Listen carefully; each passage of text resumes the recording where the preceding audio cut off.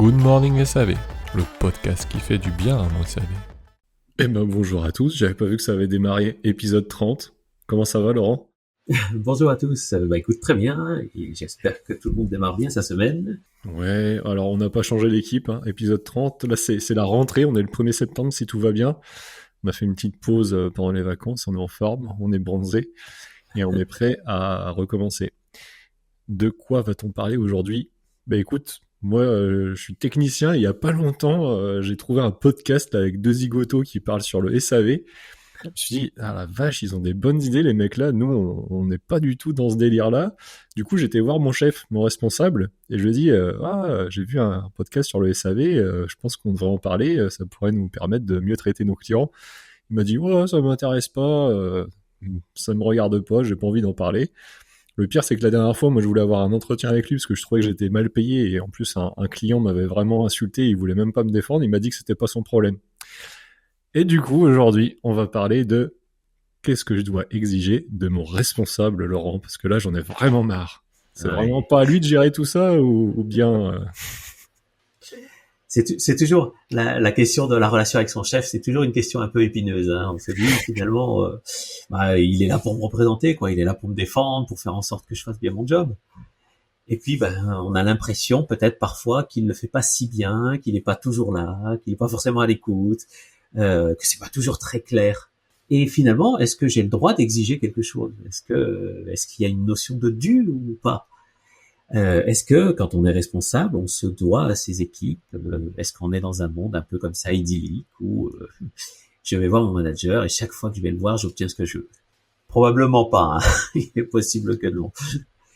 En fait, je crois et je défends que oui, quand on est salarié d'une entreprise, on doit être très exigeant vis-à-vis de ses managers d'une manière générale et encore plus dans une relation de service. Pourquoi on doit être très exigeant? Parce que si on n'est pas exigeant, on n'obtient rien en fait. Si on n'est pas exigeant, le niveau global ou le niveau moyen va rester assez bas. Alors évidemment, cette exigence, elle va dans les deux sens. C'est-à-dire que mon manager, en général, est relativement exigeant. Enfin, en tout cas, je l'espère. Parce que si on veut satisfaire les clients à haut niveau, avec un haut niveau de service, une grande qualité dans les relations, on doit être exigeant. On doit veiller à ce que chaque détail se déroule le mieux possible en tenant compte du contexte, de l'environnement, des capacités, des ressources, etc., en faisant le mieux possible. Ok. Mais du coup, moi, technicien, ou en tout cas face à un manager, à un responsable SAV, qu'est-ce que je dois attendre? Qu'est-ce que je dois demander? Alors souvent, quand je discute avec des techniciens, il doit me défendre, il doit me représenter auprès de la direction, il doit pas être simplement une espèce de boîte aux lettres. Quoi. Et ça arrive fréquemment, malheureusement. Il y a des responsables SAV qui ont un peu de mal, soit à dire non, soit à se positionner en tant que manager. Pourquoi? Parce que l'immense majorité des responsables SAV sont des anciens techniciens qui ont progressé, qui sont devenus super experts techniques, et puis une fois qu'ils ont été super experts techniques, qu'est-ce qui reste comme poste? Responsable SAV dans la plupart des cas. Pas que, mais quand même c'est le plus fréquent. Et on les parachute en tant que responsable SAV en les accompagnant très peu, mais vraiment très très peu. Il y a quelques entreprises qui font bien les choses, mais globalement, ils sont peu accompagnés, donc ils apprennent sur le tas. Ils apprennent à manager sur le tas, ils apprennent à entrer peut-être au comité de direction sur le tas, ils apprennent à dialoguer à plus haut niveau, c'est-à-dire avec les directeurs commerciaux, marketing, le DAF, la DRH, et tout ça, ça se fait en bricolant. Alors, ils sont en général plein de bonne volonté, et ils essayent vraiment de bien faire. Mais c'est pas un poste facile. Pourquoi? Parce que c'est une espèce de courroie de transmission. Ils ont à la fois la responsabilité d'une équipe, de tech, de mécano, peut-être de chef d'atelier, peut-être des pièces de rechange, de magasinier, selon la taille de l'entreprise, et on leur demande une certaine rentabilité sur l'activité de service, on leur demande de développer des nouveaux services, on leur demande de fidéliser les clients, on leur demande de trouver de nouveaux techniciens, de les garder, on leur demande d'optimiser les stocks, on leur demande de faire en sorte que les coûts soient pas trop élevés ou adaptés en tout cas au développement de l'entreprise. etc., etc. On leur demande beaucoup. Donc c'est un poste qui est fortement sous pression. Et le poste de technicien, lui aussi, est sous pression, selon la pression propre des clients, les émotions, hein, on en a pas mal parlé dans les épisodes précédents. Et donc, des fois, les pressions se rencontrent et ça peut être un peu explosif. Et on risque de mal se comprendre dans ces cas-là. Donc, ça nous amène où tout ça? Ça nous amène au fait que un responsable SAV, c'est pas simplement quelqu'un qui défend une équipe. C'est pas simplement le chef d'une équipe qui va le point levé, voir la direction en disant on veut ceci, on veut cela, il nous faut des augmentations, il nous faut des moyens, on veut plus d'outils, on veut des meilleurs véhicules, etc., etc. On peut avoir pas mal de revendications. En fait, quand on est technicien et qu'on est en relation avec son responsable SAV, on doit lui donner les billes, on doit lui donner les moyens de ce que l'on exige. Je m'explique. Si je suis technicien, je trouve qu'on manque de moyens, qu'on n'a pas tout à fait les bons outils, qu'il faudrait telle utilité complémentaire, qu'on pourrait améliorer la façon dont le véhicule est aménagé, qu'on pourrait améliorer une certaine partie de l'atelier, que je devrais avoir tel et tel consommable en plus. Si je veux tout ça, je dois amener au responsable SAV les éléments qui lui permettront de parler la langue que parle la direction. Et la langue que parle la direction, c'est des faits, de la finance et de l'efficience, de l'efficacité. Si on n'a pas ces trois éléments-là dans le langage, eh bien, le responsable SAV va être un peu bredouille. Ça va être un peu compliqué pour lui. Alors, certains vont être capables de compenser, mais en tant que technicien ou inspecteur ou mécano, je dois être en soutien de ça. Donc, mon job, c'est de réunir les faits, à minima. D'être en capacité, quand je lui demande quelque chose, de le factualiser réellement. Je dois être en capacité, si je demande un nouvel outil, de savoir ce que ça coûte, à quoi il va servir et qu'est-ce que ça va résoudre concrètement comme problème. Si j'arrive pas avec des éléments très détaillés, très, très concrets, je lui donne pas les billes. Et c'est pas à lui de deviner. C'est pas à mon responsable de deviner ce que moi j'ai dans ma tête et que je projette. C'est un peu la même chose si je vais demander une augmentation, hein. Parlons d'un sujet qui fâche. Je vais demander une augmentation à mon chef. Chef, t'as vu comme j'ai bien bossé? Hein, je les mérite, les 10% de plus. D'accord, on va regarder ça dans le détail. Quels sont les éléments factuels qui te font dire que aujourd'hui tu mérites 10% de plus? Je suis super investi, hein. Oui, c'est vrai, j'ai pu voir que tu étais investi, mais qu'est-ce que ça produit ton investissement? Parce qu'un technicien qui passe des heures et des heures à essayer de résoudre des problèmes, à satisfaire les clients gratuitement, comment je fais, moi, pour aller voir la direction et dire à ma direction, ceci, il mérite qu'on augmente. On rend pas plus d'argent, hein, mais il faut lui en donner un peu plus. On peut pas donner de l'argent qu'on n'a pas. Hein. Donc, à un moment donné, il y a quand même la nécessité pour les équipes techniques de venir avec des éléments concrets. On peut pas venir avec des exigences. On peut pas être très exigeant si on n'a pas de la matière, si on n'a pas des éléments concrets. C'est-à-dire que, par exemple, je suis technicien, j'ai passé une année complète, on va dire, à bien faire mon boulot. Je vais pas juste me pointer devant lui en disant j'ai bien fait mon boulot, voilà. Faut se préparer, donc c'est-à-dire chez soi ou même à la limite à l'entreprise, mais voilà, préparer un petit dossier de preuves factuelles qui puisse servir d'argument finalement face à mon manager. Parce que lui, souvent en plus c'est pas lui qui va pouvoir décider de l'augmentation. Moi je dis ça parce que je l'ai vécu. Tu gères des équipes, au moment des augmentations, c'est pas toi qui as le pouvoir final, donc si la personne te donne des billes très concrètes et très factuelles, en effet, tu peux aller prendre ce paquet et le faire valoir face à la personne qui a vraiment le pouvoir de décision.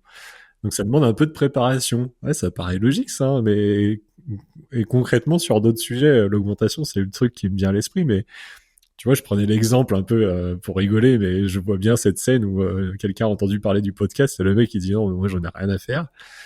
Là c'est un peu plus, on va dire un peu plus compliqué, mais c'est le même principe, tu penses. Faut y aller, faut rien lâcher, l'embêter entre guillemets très régulièrement ou.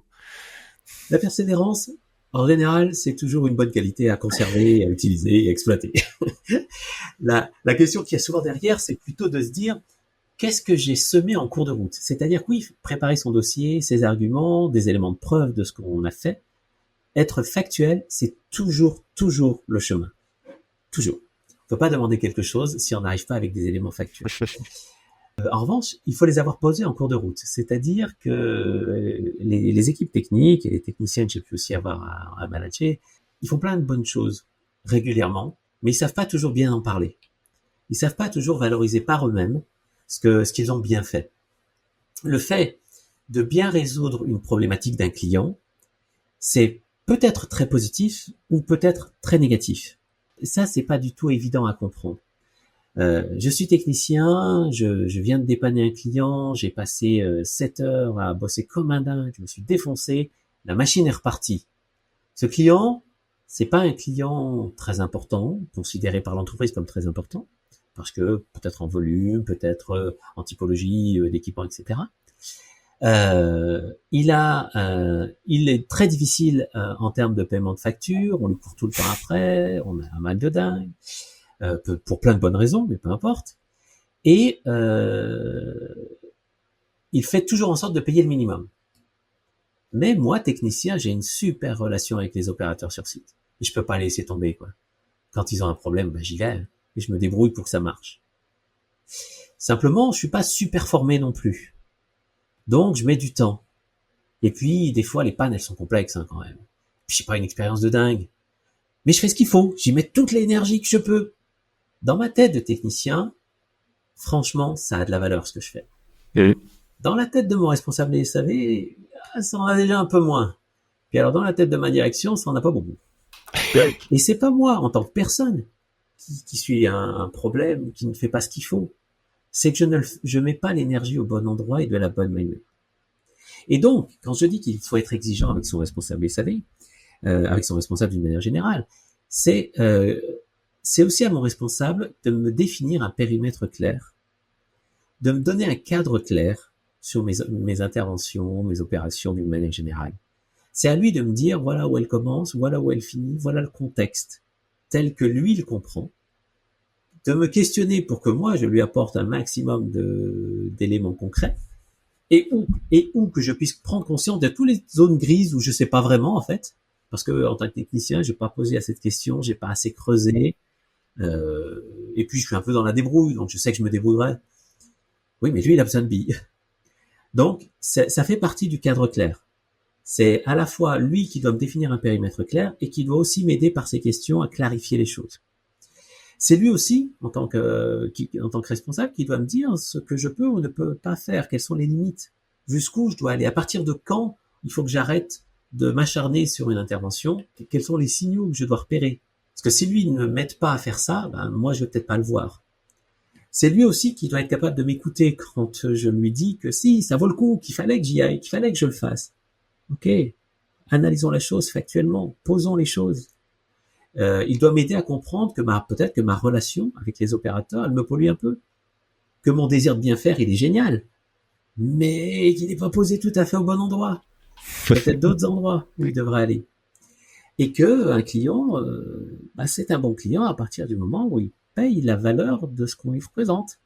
Donc c'est mon intervention, si je passe mes 7 heures à le dépanner, il faut quand même qu'il y ait de la rentabilité derrière. Sinon, ça n'a pas de sens. Une entreprise ne peut pas payer pour travailler avec des clients. C'est bien les clients qui doivent la payer pour travailler avec elle. Ça a l'air évident quand on le dit comme ça, mais dans le flux, c'est pas toujours simple dans la tête d'un technicien. Et puis, nos responsables SAV, je le rappelle, ce sont souvent d'anciens techniciens. Dire non, c'est pas facile. C'est pas facile de dire non à un client, c'est pas facile de dire non à un technicien, c'est pas facile de dire non à sa direction. Ils sont parfois pris dans cet étau-là, qui est vraiment très inconfortable.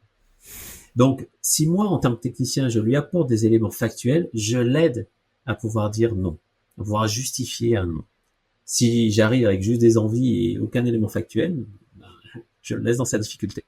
Ça paraît logique quand tu le dis, hein, mais moi j'ai beaucoup été au contact de mes managers pour réclamer des choses et j'avais rarement des preuves factuelles, c'était que du ressenti, même si y a des choses qui s'étaient passées au cours de l'année sur une longue période comme ça, parce que tu vas pas tous les jours demander des trucs, tu te perds vraiment très facilement. Et je vais faire un lien avec tout ce qu'on raconte depuis le début. Ouais.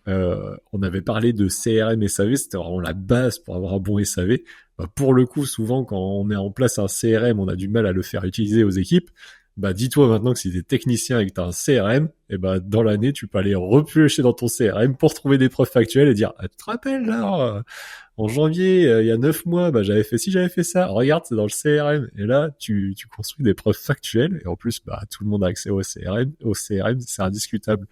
C'est une petite carotte pour faire utiliser le CRM aux techniciens. Et tu as complètement raison, c'est-à-dire que la mémoire oublie des choses. On peut être quelqu'un qui a une excellente mémoire, il n'empêche, on oublie des éléments de détail et on se rend même pas compte qu'on les a oubliés. On est persuadé qu'on se souvient de tout. Sauf que les neurosciences nous ont montré depuis très longtemps que notre mémoire se réinvente à chaque fois. Chaque fois qu'on repense à un souvenir, elle réinvente le souvenir. Donc forcément, il se modifie petit à petit avec le temps. C'est obligatoire. Donc on n'a jamais un souvenir qui correspond à la réalité telle qu'elle était exactement à l'instant où l'événement s'est produit. Ça, c'est une vue de l'esprit de penser qu'on est capable de faire ça. Parce que le cerveau fonctionne pas comme ça. Donc, à partir de là, une fois qu'on a bien compris ça, on comprend que la traçabilité, c'est juste fondamental et que si je dois amener des faits, il faut bien que ces faits aient été enregistrés quelque part. Donc, effectivement, tu fais bien de le souligner. L'outil logiciel SAV, quel qu'il soit qu'on puisse avoir, doit permettre de tracer finement les choses. Et donc, un technicien qui remplit correctement un rapport d'intervention, qui met le maximum d'informations factuelles sur ce qui s'est passé, quelle a été la problématique, comment il l'a résolue, quel était le contexte. Ce que beaucoup de techniciens oublient de saisir dans les rapports, c'est le contexte. Parce que ils ont pris des décisions dans un contexte donné. 6 mois après, le contexte, on l'a oublié. On se souvient de quelques bribes. On se souvient de la décision, mais on se souvient de quelques bribes du contexte. Et du coup, on n'est plus capable d'expliquer concrètement exactement les tenants et les aboutissants de cette décision. Et dans ces demandes, si je veux être exigeant vis-à-vis de mon responsable, il faut que je sois capable de lui apporter ça. Donc la traçabilité est juste fondamentale. Super intéressant. Là, tu viens de me donner des idées d'épisodes. J'ai noté aussi quelque chose, moi, c'est que premièrement, il faut aussi comprendre le fonctionnement du responsable. Moi, j'ai été manager pendant 6 ans. La première année, je faisais n'importe quoi, mais quand on a eu une grosse réorganisation et je suis passé avec 15 personnes dans mon équipe, avec tout ce que j'avais appris, la première chose que je leur ai montré à ces gens-là, c'est comment moi je fonctionne. Qu'est-ce que j'attends ? Je veux ça, vous pouvez me demander ça.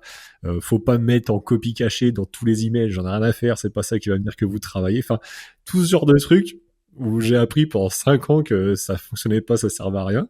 Et je trouve que ça aussi, c'était un outil super important. Là, on est plutôt du point de vue technicien, il doit comprendre comment fonctionne son responsable. Bon, ça se fait pas naturellement. Soit il faut aller poser des questions, soit c'est le responsable qui dit, bah moi, voilà comment je fonctionne, voilà ce qui me plaira, ce qui me plaira pas. En plus comme tu dis, le périmètre aussi, un peu le terrain de jeu sur lequel on peut jouer, et où sont les sorties et où sont les buts, quoi. Oui, c'est aussi très important. En fait, il y a 2 niveaux de compréhension qu'on doit avoir vis-à-vis de sa relation avec son responsable. Il y a le premier niveau, c'est effectivement comment il fonctionne. Qu'est-ce qui est important pour lui, qu'est-ce qui ne l'est pas, à quoi il prête attention. Quand on est manager, l'endroit où on prête attention, ça dit à nos équipes ce qui est important. Okay, si mon manager fait un focus sur les coûts, bah ça veut dire que les coûts c'est super important. S'il fait un focus sur la qualité de la relation que l'on a avec les clients, ça veut dire que la qualité de la relation avec les clients est super importante. S'il y accorde pas d'intérêt, si pour lui ça passe derrière, bah ça veut dire que c'est pas important. Donc je n'ai pas, moi, technicien, à y mettre de l'importance. Et ça peut être conflictuel et paradoxal pour moi. Parce que moi, j'ai pas envie d'y mettre de l'importance. Donc ça, c'est la première chose, c'est comment il fonctionne. Et puis la deuxième chose qui est hyper importante, c'est les attendus. C'est-à-dire ce que tu décris, c'est ça. C'est-à-dire que tout responsable, qu'on soit chef d'atelier, responsable SAV, directeur d'une division, on doit toujours être très, très clair sur ce qu'on attend et sous quelle forme on l'attend. Si j'attends un rapport d'intervention, je dois dire pourquoi je l'attends, c'est quoi les éléments concrets factuels qui font que je sais quelle est la nécessité d'un rapport d'intervention. C'est pas parce que je suis technicien que c'est évident, hein. Il faudrait expliquer pourquoi c'est important. Et 2, Donc, ce qu'on va en faire, quelles utilisations on en fait, la question de la traçabilité qu'on a abordée, etc. Et puis, la deuxième chose, c'est sous quelle forme. Pourquoi j'exige qu'il y ait des phrases sur le contexte, par exemple? Je vais revenir là-dessus parce que ça manque beaucoup. Pourquoi c'est si important? Parce que on a des problématiques de mémoire. Parce que quand on veut recomprendre pourquoi on a pris une décision, il faut se remettre dans le contexte. Sinon, on peut pas le comprendre. Si on regarde avec un contexte différent et 6 mois après, on peut pas avoir la même lecture. Que ça permet aussi de voir les écarts de contexte entre il y a 6 mois et aujourd'hui chez un client, de comprendre que des choses ont changé. Donc, c'est pour ça aussi qu'on doit évoluer, que nous-mêmes, notre contexte a changé. Donc, c'est pour ça qu'on change aussi nos points de vue, ou notre façon d'appréhender le sujet, etc., etc. Donc, tout ça, un responsable doit toujours être très clair sur ses attendus en termes de contenu et de forme. Si les deux ne sont pas là, on peut pas dire à un membre de son équipe, tu n'as pas fait ce que je t'ai demandé. C'est l'attendu n'est pas clair. Qui est responsable? On est tous un peu responsables. De toute façon, on est toujours co-responsable. C'est juste la proportion qui change. Oula, on est toujours co-responsable. Je vais le noter, ça, tiens. J'aurais bien aimé te rencontrer il y a 6 ans. Il y a un truc, alors on parle toujours de cadre et tout, et tu vois, j'ai parlé de terrain de jeu, et j'ai une image qui me vient à l'esprit, parce que moi je me considère comme technicien super terre à terre et tout, donc je considère aussi que les autres techniciens sont pareils. Pour que ça vous parle, alors je suis pas fan de foot, malheureusement, mais bon, je sais qu'il y a beaucoup de gens qui aiment le foot. On va dire que le cadre, c'est le coach qui va dire ok, on joue beaucoup plus en défense avec telle formation, ou alors on joue beaucoup en attaque pour marquer beaucoup de buts, ou alors le but c'est d'empêcher l'autre équipe de marquer. Enfin voilà, et c'est un peu ça le cadre, hein, c'est vraiment définir le terrain de jeu, jusqu'où on va aller jouer, qui est-ce qui va rentrer, qui est-ce qui va être remplacé. S'il y a des tirs au but, quel va être l'ordre des buteurs, hein, c'est ça. Si on fait une image très concrète. L'image marche très bien, puisque effectivement, un manager, c'est une forme de coach d'équipe. C'est un peu la même chose. Les enjeux sont pas les mêmes, mais c'est exactement la même chose. De définir, comme tu l'as décrit, un périmètre clair, de définir des attentes claires, d'être aussi le pilote qui décide où on prend les risques. Ce que tu soulignes là, si je me mets un peu plus en attaque ou un peu plus en défense, ça veut dire que j'ai une analyse des risques. Ouais. Et un manager passe son temps, mais les équipes aussi, dans une certaine mesure, à analyser les risques. Et cette analyse de risque, elle doit toujours être basée sur des éléments factuels. Sinon, on n'est pas capable d'expliquer nos décisions. Si je dis, bah écoute, j'ai senti qu'il fallait le faire comme ça, ok, c'est bien, mais 1, c'est pas reproductible. 2, je sais absolument pas l'expliquer à ma direction au-dessus de moi. Je peux pas expliquer pourquoi t'as pris telle ou telle décision. Et puis 3, toi-même, t'es pas capable de reproduire dans ta tête le schéma qui va dire attends, en fait, t'as mené ton analyse de telle manière. Et un technicien par essence doit être hyper rationnel. Il est face à des équipements dont les pannes sont rationnelles. Si on file encore la métaphore, du coup, si on est technicien, on va dire qu'on est joueur, on est sur le terrain. Ouais. On peut pas être coach, hein, on va dire si on est en Ligue 1, on n'est jamais coach. En départemental, je sais qu'il y a des joueurs coach, mais là, ça compte pas, là. Mais en tant que joueur, en effet, tu vas pas pouvoir te substituer au coach. Mais quand ça fait 20 minutes que tu joues, tu peux aller dire au coach, ouah, le numéro 10, il est toujours en train de m'éclater les tibias, faut qu'on fasse quelque chose. Donc, tu peux influencer factuellement ton manager, ton responsable, pour qu'ils se disent ah ouais, donc si il t'éclate les tibias, je vais peut-être te remplacer pour mettre un gars un peu plus fort pour le contenir, tu vois, ce genre de choses. Oui. C'est ça, c'est exactement ça, c'est de remonter des éléments. Tu vois, il m'éclate les tibias, c'est un élément factuel. Ok, combien de fois c'est arrivé? 3 fois. Ok, ça produit quoi? Du coup, je cours moins vite parce que j'ai une jambe qui commence à brinque-ballante. Ok, là c'est concret. Donc le coach peut prendre la décision de te remplacer. Ou de changer un peu la stratégie, la tactique, un peu plus en défense, un peu plus en attaque. Et il va pouvoir prendre ces décisions-là et il va pouvoir les justifier, il va pouvoir les expliquer à moi pour que je les accepte, et puis au-dessus de lui pour qu'on comprenne ce qu'il est en train de faire, quoi, qu'il est à la manœuvre, qu'il est en train de piloter, qu'il n'est pas en train de naviguer à vue. Parce que ce qui fait peur à une direction, c'est que les managers naviguent à vue. Ça veut dire aussi que leur propre manager, que la direction en elle-même, elle aussi doit poser un cadre clair, des périmètres, tout ça, ça marche à la chaîne, ça on peut remonter. Mais chacun doit jouer son rôle. Chacun doit donner de la matière à l'étage du dessus pour comprendre. Il faut se souvenir, on en avait parlé aussi dans un autre épisode, que plus on est loin du terrain, moins on sait concrètement ce qui se passe. Et c'est normal, il n'y a pas à le juger, c'est ni bien ni pas bien. Oui. C'est normal. Ça peut pas être autrement. Donc c'est bien à chaque étage de la fusée de faire remonter suffisamment d'informations, suffisamment précises, suffisamment rationnelles, factuelles, pour que l'étage du dessus puisse comprendre ce qui se joue et ajuster ses propres décisions en fonction de la vision et de la stratégie globale de l'entreprise ou du service. Donc on a bien tous un rôle à jouer là-dessus. C'est pour ça qu'il y a toujours co-responsabilité. Alors là, on était plutôt du point de vue du technicien, mais il y a quelque chose qui est important aussi en relation avec ce que tu viens de dire, c'est que maintenant, moi, je suis responsable. Faut aussi que je sache ce que les équipes, elles peuvent attendre de moi ou ne pas attendre. Et en l'occurrence, comme tu le dis, quand tu es responsable, faut aussi accepter d'une façon ou d'une autre que tu as beaucoup moins le contact avec le terrain. Même si tu vas pouvoir y aller quelques fois par mois, si t'es vraiment si t'as la possibilité. Il y en a, ils n'ont plus du tout ce contact avec le terrain. Je pense que c'est même la grande majorité des gens. Et ça fait partie de ça aussi, c'est que il faut aussi accepter, surtout si tu viens du terrain, que maintenant t'as plus le contact avec le terrain, et donc les gens qui viennent te rapporter, faut pas dire ouais non ça se passe pas comme ça, mais non ils racontent que des bêtises. Il faut savoir aussi accepter la vérité de certaines personnes. Oui, et ça fait partie du coup aussi de ce que les équipes peuvent attendre de moi. Oui. Alors là, tu amènes un sujet qui est assez ardu. Ça s'appelle la théorie des niveaux d'abstraction. Oula. Non, oula, je vais utiliser des gros mots. Pour expliquer ça, de quoi on parle? À chaque niveau hiérarchique, on a une lecture de la réalité qui est très différente.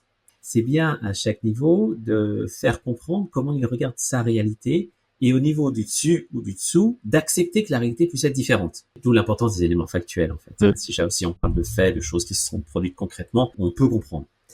Le deuxième élément que tu introduis aussi, c'est le fait que c'est les mécaniques managériales qui sont en place. Quels sont les rituels de management qui sont en place pour le responsable SAV? Quel est son niveau de formation en management? Parce que le management, ça s'apprend, je le rappelle. C'est pas un truc inné, ça s'apprend.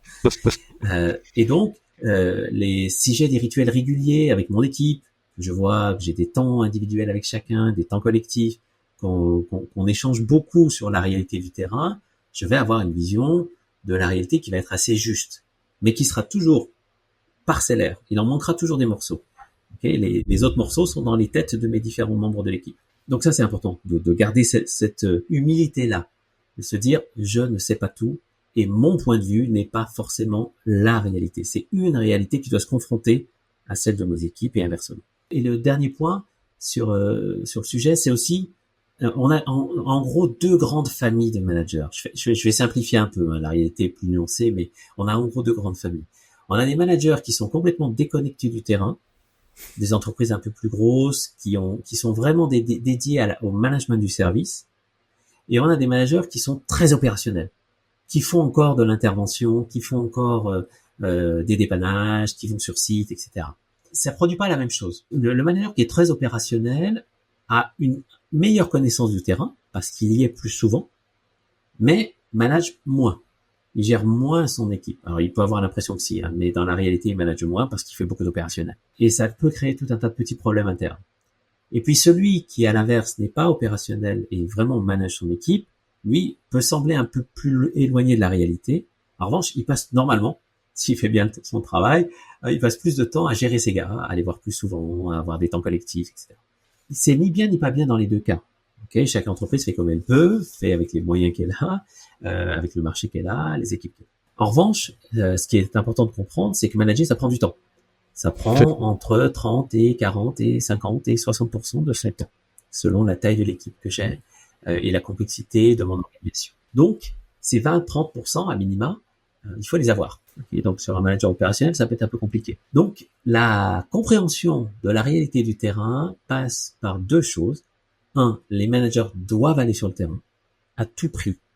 Ils doivent aller avec leurs équipes. Ils doivent, pour un manager SAV, il doit aller rencontrer des clients seuls, avec des techniciens, avec des commerciaux, avec des inspecteurs techniques s'il y en a, avec la direction. Il doit être impliqué dans beaucoup de réunions de façon à bien comprendre les attentes des clients, l'évolution, leur propre stratégie, etc. Et puis, il doit aussi passer beaucoup de temps avec ses équipes. Il doit discuter, il doit être en soutien de ses équipes, et ça, c'est du temps. C'est des rendez-vous individuels, c'est des rendez-vous collectifs, c'est des réunions d'opérationnels, etc. Donc c'est compliqué d'être manager. C'est vraiment compliqué. Ça demande beaucoup d'énergie, l'envie de le faire et de la méthode. Bah, bon courage avec ça.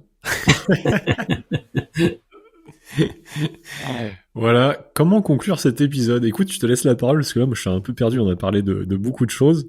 On a quand même bien abordé notre thème qui était, pour rappel, qu'est-ce que je peux attendre de mon responsable? Qu'est-ce qu'on peut faire comme conclusion? Peut-être qu'on pourrait conclure sur la notion d'exigence. Je pense qu'il est extrêmement important que les équipes soient exigeantes vis-à-vis de leur manager.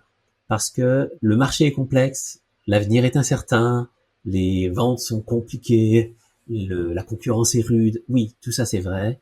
Et ça fait partie des données sur lesquelles chaque entreprise essaie de trouver la meilleure recette. Mais les équipes en elles-mêmes, si elles ne sont pas exigeantes, elles induisent un management mou, ou un management autoritaire, ou un management en tout cas qui ne s'adapte pas à la réalité. Mais la réciproque est vraie. Les managers doivent être très exigeants vis-à-vis de leurs équipes aussi. La difficulté de l'exigence, c'est qu'elle doit être définie. C'est-à-dire que elle a forcément un périmètre qui doit être clair. Sur quoi on est exigeant? Pourquoi on est exigeant? C'est quoi les impacts si telle ou telle chose ne se fait pas? Comment on va vérifier que notre niveau d'exigence est atteint? Quel type d'indicateurs on pose? Alors, c'est pas forcément des indicateurs chiffrés, mais comment on se met d'accord sur des formes d'évaluation? Et comment on va soutenir l'exigence? Si on mélange pas tout ça, on peut pas être exigeant. Okay? Il faut cette petite recette-là, à minima. Donc, l'exigence, oui, dans les deux sens. C'est marrant ce que tu dis parce que le hasard fait bien les choses. L'épisode qu'on a enregistré juste avant, c'est le rapport de force. Oui. Alors, c'était constructeur et distributeur, mais pour le coup, il y a toujours un rapport de force souvent dans le management. Mais là, tu es en train de nous dire, encore une fois, que ce rapport de force vaut mieux encore passer dans la co-construction, n'est-ce pas? C'est ce que j'entends. Oui, c'est d'aller vers des logiques de coopération.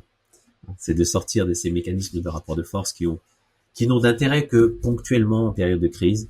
Et sinon, ça n'a pas trop d'intérêt. Mais sinon, les mécanismes de coopération sont bien plus importants. Et en fait, ce que je décris à demi-mot, c'est qu'on peut être exigeant quand on sait où on va, quand on partage une vision commune, au niveau de son service, pas forcément la vision de l'entreprise. La vision du service doit être cohérente avec la vision de l'entreprise, bien entendu, mais au niveau de son service, c'est d'avoir déjà une idée, en tout cas, de la stratégie, de la vision vers laquelle on va, et qu'elle est partagée avec l'équipe. Donc, il faut en parler régulièrement, expliquer les choses, y revenir souvent. Et en même temps, que chacun prenne en compte les contraintes de l'autre.